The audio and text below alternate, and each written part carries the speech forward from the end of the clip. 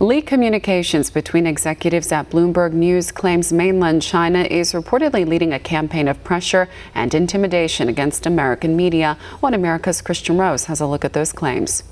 The Nazis who are in front of us and behind us everywhere. And that's who they are, and we should have no illusion to that. A new report details the bullying and intimidation of American media by the Chinese Communist Party. On Tuesday, NPR released recordings of internal talks at Bloomberg News, suggesting Beijing threatened the company and demanded that it stop investigative reporting about corruption in China. Bloomberg's reaction at the time sparked concerns of Chinese threats against the freedom of press in America. If a country gives you the license to do something with certain restrictions, you have two choices. You either accept the license and do it that way, or you don't do business there.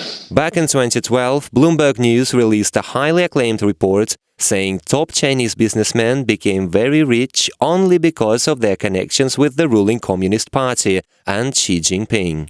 Bloomberg then wanted to release a follow-up, which was corroborated and almost written. But then, Bloomberg reporters working on that story in China started to receive death threats. Use the information that you have in such a way that enables us to report, but not kill ourselves in the process. At some point, it became so bad that the company had to evacuate its lead China reporter Mike Forsyth to Hong Kong. Then Bloomberg apparently caved to Chinese pressure, and the story never saw the light of day. Shortly after, all reporters involved were forced to sign non-disclosure agreements, prohibiting them from discussing why that decision was made. It is for sure going to, invite the Communist Party to, completely shut us down and kick us out of the country.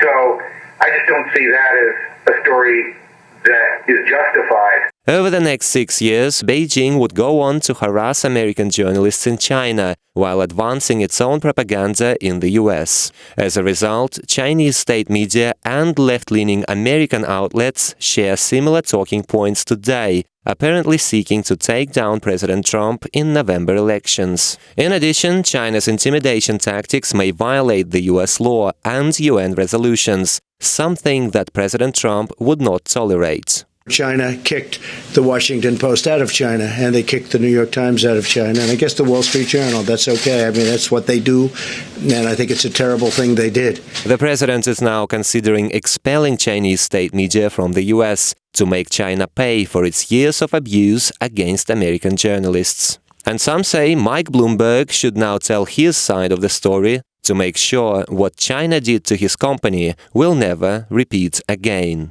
On Monday, Who are you with? did you speak with... Who are you with? I'm with Bloomberg. Yeah. Bloomberg News, Mario Park. How's Michael doing? Good? Kristian Rouz, One American News. Want to see more videos like this? Click on the link below and subscribe to One American News on YouTube. And call your cable provider and kindly demand that One American News is added to your lineup. Call and subscribe today.